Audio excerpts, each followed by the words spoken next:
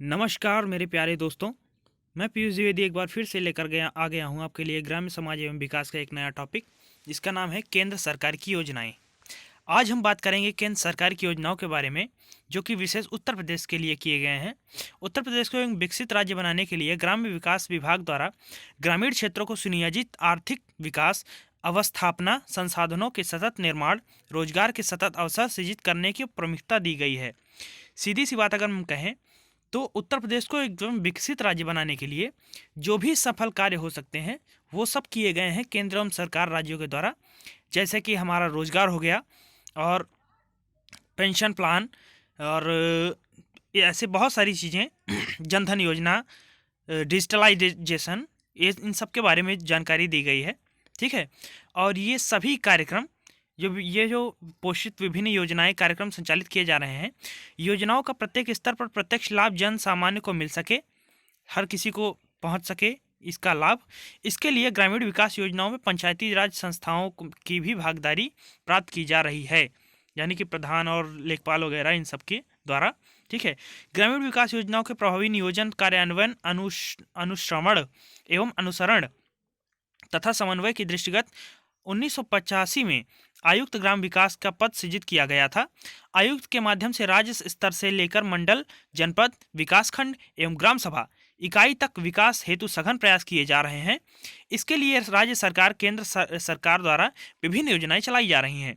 सबसे पहले विभिन्न योजनाओं की बात करते हैं तो हमारा मनरेगा आता है, महात्मा गांधी राष्ट्रीय रोजगार ग्रामीण गारंटी योजना।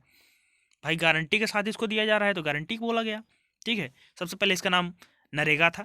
उत्तर प्रदेश में मनरेगा का कार्यान्वयन कितने चरणों में संपन्न हुआ? 3 चरणों में।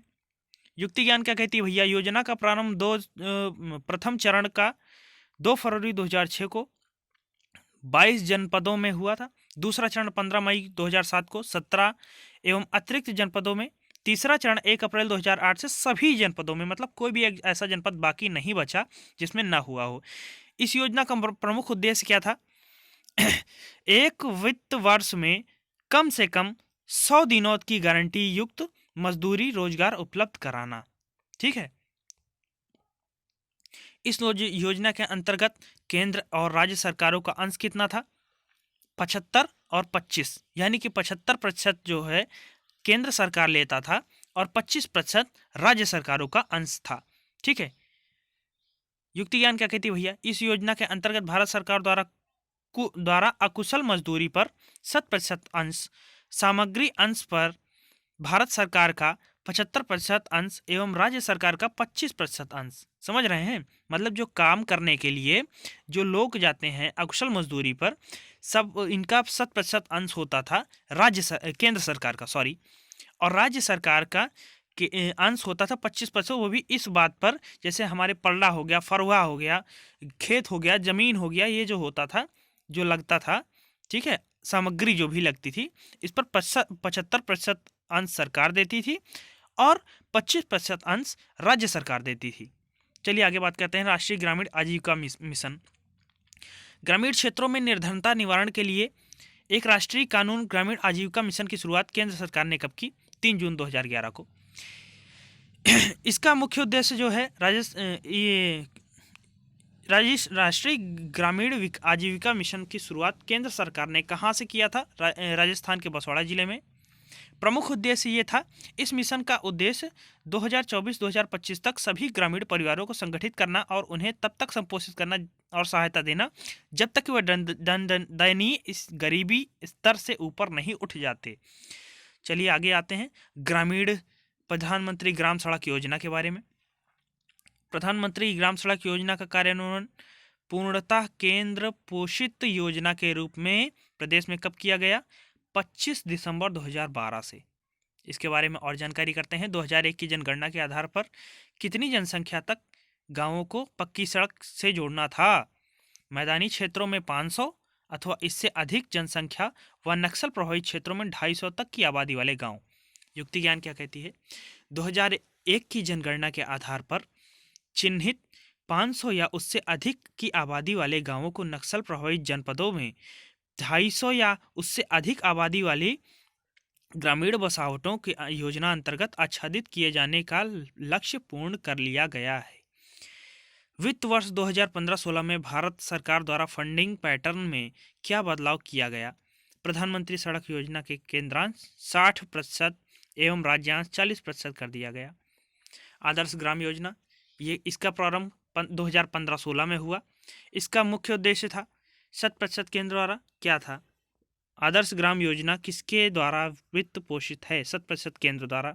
इसका कुछ ही दो उद्देश्य नहीं दिए हैं, ठीक है। स्वजल धारा 2002 में शुरुआत किया गया था। ग्राम पंचायतों के माध्यम से लागू किए जाने वाले इस कार्यक्रम के तहत ग्रामवासियों को कुएं, बसवाड़ी बनाने व हैंडपंप लगाने की सुविधा प्रदान की गई है। इस योजना की लागत में कितने प्रतिशत गाँव वालों को वहन करना होता है? 10%। समझ रहे हैं ना, जैसे हैंडपंप, सरकारी नल वगैरह जो लगते हैं, गाँव वालों को 10% वहन करना पड़ता है। जवाहर ग्राम समृद्धि योजना, जवाहर ग्राम समृद्धि योजना पूर्व में चल रही जवाहर रोजगार योजना का पुनर्गठन एवं सुव्यवस्थित एवं व्यापक रूप है। यह योजना 1 अप्रैल 1999 को शुरू की गई थी। सितंबर 2001 से इसे संपूर्ण ग्रामीण रोजगार योजना में मिला दिया गया। इस योजना का प्राथमिक उद्देश्य क्या था? इस योजना का प्राथमिक उद्देश्य ग्रामीण क्षेत्रों में बेरोजगार एवं अल्प बेरोजगार व्यक्तियों को के लिए लाभकारी रोजगार अवसरों को सृजन करना था। प्रधानमंत्री कौशल विकास योजना 21 मार्च 2015 को शुरू हुआ था। ये अब तक कितने युवाओं को कौशल विकास हेतु प्रशिक्षण मिल गया है? 1.4 मिलियन युवाओं को। ये संख्या अब और भी बढ़ गई होगी, आप अपडेट ले सकते हैं। चलिए आगे बात करते हैं। प्रधानमंत्री कौशल विकास योजना में कितने रुपए खर्च हुए थे? 1120 करोड़ रुपए। प्रधानमंत्री जनधन योजना, इसकी शुरुआत हुई थी 28 अगस्त 2014 को। इसका प्रमुख उद्देश्य था बैंकिंग सेवाओं की पहुंच से दूर 7.5 करोड़ परिवारों को बैंक खातों की सुविधा उपलब्ध कराना। युक्ति ज्ञान क्या कहती है? प्रधानमंत्री जनधन योजना के तहत बैंक खाता खोलने वालों को स्वदेशी रूप से डेबिट कार्ड के साथ 1 लाख रुपए की दुर्घटना बीमा सुरक्षा उपलब्ध कराई जा रही है। खाता खुलने से 6 माह के पश्चात 2500 रुपये तक का ओवरड्राफ्ट की सुविधा आधार संबद्ध खाते में उपलब्ध होगी, जिसे 6 माह के पश्चात 5000 तक बढ़ाया जा सकता है। प्रधानमंत्री जीवन ज्योति बीमा, प्रधानमंत्री जीवन ज्योति बीमा योजना के तहत कितनी उम्र के लोगों को अब बीमा करा सकते हैं? 18 से 50 वर्ष की उम्र के लोग। प्रधानमंत्री जीवन ज्योति के तहत कितने रुपए तक का बीमा हो सकता है? 2 लाख रुपए तक का बीमा, ठीक है।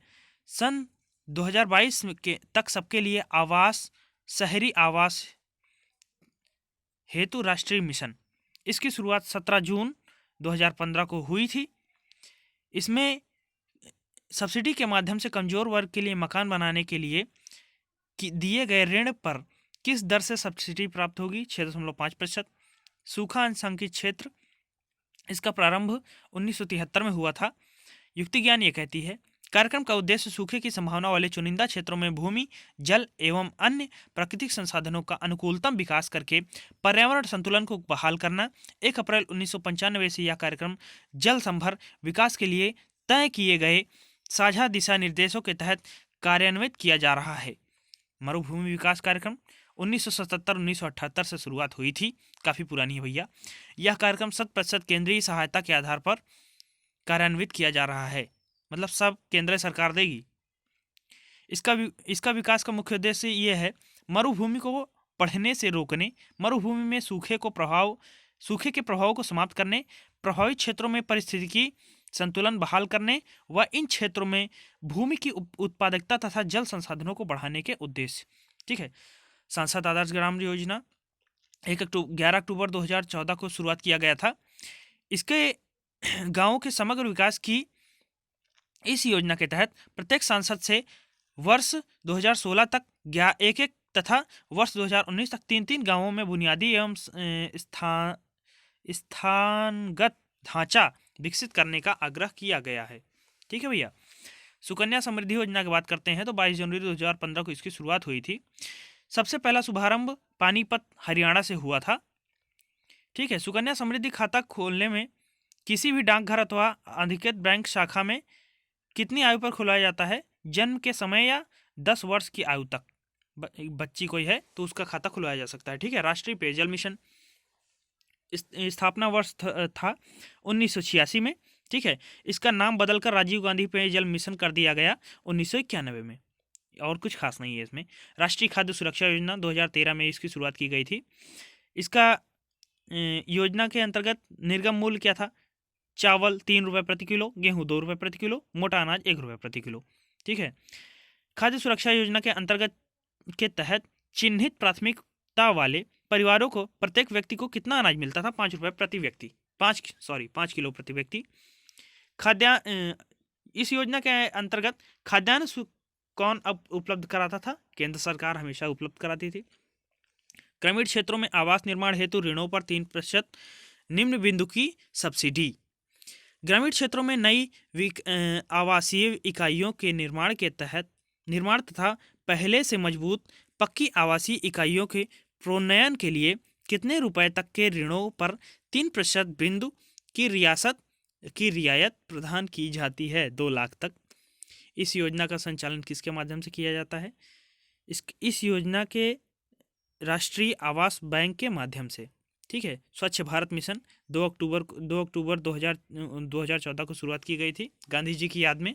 ठीक है, गांधी जी का चश्मा भी इसमें बना हुआ है। ठीक है, प्रमुख उद्देश्य था 2019 तक भारत को खुले में शौच से मुक्त कराना था। ठीक है, अब कितना रुपया दिया जाता है? पहले 10,000 दिया जाता था और अब 12,000 दिया जाने लगा है। ठीक है, टट्टी बनवाने के लिए। चलिए, नमामि गंगे। नमामि गंगे क्या है भैया? ये गंगा की साफ सफाई, गंगा माँ हमारी जो नदी है, ठीक है, सफाई एवं संरक्षण के से जुड़ा कार्यक्रम है। अटल पेंशन योजना, इस पेंशन योजना को फोकस किस क्षेत्र में काम करने के लिए वाले लोगों पर किया था? असंगठित क्षेत्र में। ठीक है, कौन कौन पात्र हैं भैया? 18 से 40 वर्ष के उम्र के ऐसे बैंक खाता धारक जिनकी आय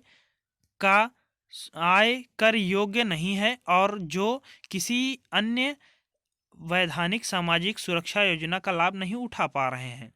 ठीक है, 31 दिसंबर 2015 से पहले योजना में शामिल होने वालों के लिए सरकार 5 वर्ष तक प्रतिवर्ष अधिकतम कितने रुपए के योगदान देगी? 1,000 रुपये तक, बस। अटल पेंशन योजना के तहत कितनी उम्र के लोगों का पेंशन शुरू होगा? 60 वर्ष की, जैसा कि हमेशा होता है। प्रधानमंत्री रोजगार सृजन योजना, इसकी शुरुआत हुई थी 15 अगस्त 2008 से। इसका प्रमुख 2 योजनाओं का विलय किया गया था। कौन कौन सी योजना थी? प्रधानमंत्री रोजगार योजना व ग्रामीण रोजगार सृजन कार्यक्रम। ठीक है, इन दोनों का विलय करके ये बनाया गया आपको प्रधानमंत्री रोजगार सृजन योजना। ठीक है, युक्ति ज्ञान क्या कहती है? इस कार्यक्रम के तहत माइक्रो एंटरप्राइज स्थापित करने के लिए ऋण लाभार्थी को उपलब्ध कराए जाएंगे। ठीक है, ऋण उपलब्ध कराए जाएंगे लाभार्थी को, जिनमें कुछ अंश सब्सिडी का होगा। विनिर्माणी क्षेत्र में 25 लाख तक व सेवा व्यापार क्षेत्र में 10 लाख तक की परियोजना इस कार्यक्रम के तहत स्थापित की जा सकेगी। इसके लिए आयु सीमा का कोई बंधन नहीं है, किंतु विनिर्माणी क्षेत्र में 10 लाख एवं व्यापार सेवा एवं 5 लाख व से अधिक की परियोजनाओं के लिए लाभार्थी को कक्षा 8 उत्तीर्ण होना चाहिए। इस योजना का कार्यान्वयन KVIC एक्ट के अनुसार ग्रामीण क्षेत्रों में किसके द्वारा कराया गया? खादी एवं ग्रामोद्योग आयोग द्वारा। ठीक है, शहरी क्षेत्रों में इस योजना का कार्यान्वयन किसके द्वारा किया है? इंडस्ट्रीज सेंटर द्वारा। ठीक है, प्रधानमंत्री सुरक्षा बीमा योजना, 18 से 70 वर्ष की आयु के व ऐसे लोग जो बैंक खाता धारक हैं।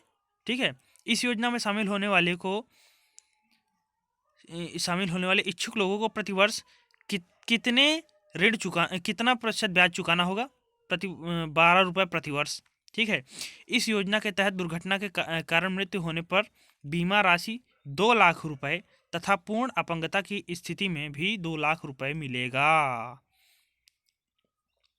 पेयजल योजना, इसका प्रमुख उद्देश्य था राष्ट्रीय ग्रामीण पेयजल कार्यक्रम का उद्देश्य सुनिश्चित करना है कि 2022 तक देश में प्रत्येक ग्रामीण व्यक्ति को उसके घर दायरे में या अधिक से अधिक 50 मीटर की दूरी पर प्रति व्यक्ति को प्रतिदिन 70 लीटर पानी उपलब्ध हो। LPG सब्सिडी सीधे ही उपभोक्ताओं के बैंक खाते में जमा करने की पहल योजना पूरे देश में लागू। LPG पर दी जाने वाली सब्सिडी को 1 जनवरी 2015 से पूरे देश में किसके तहत लाया गया है? Direct benefit transfer. ठीक है, पहल योजना। चलिए आगे बात करते हैं संपदा योजना की। संपदा योजना का प्रमुख उद्देश्य क्या था भाई?